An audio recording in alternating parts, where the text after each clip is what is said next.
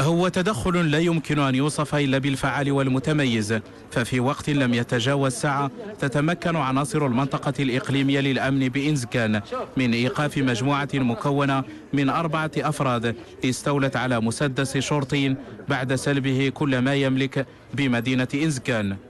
تمت المطارات ديالو إلى أن تم إلقاء القبض عليه هو الأول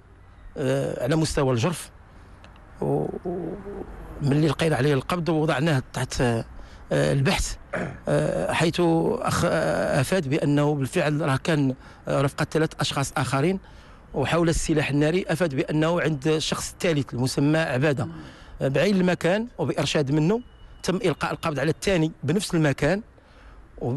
وإخضاع المعنيين بجوج للبحث، وبإرشاد منهم توصلنا للثالث اللي عنده السلاح الناري.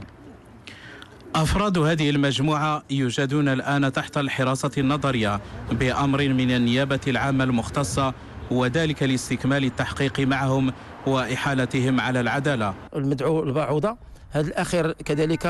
انتقلنا للمنزل ديالو وترصدناني بالمكان المذكور إلى أن تم إلقاء القبض عليه، وراه تم إشعار النيابة العامة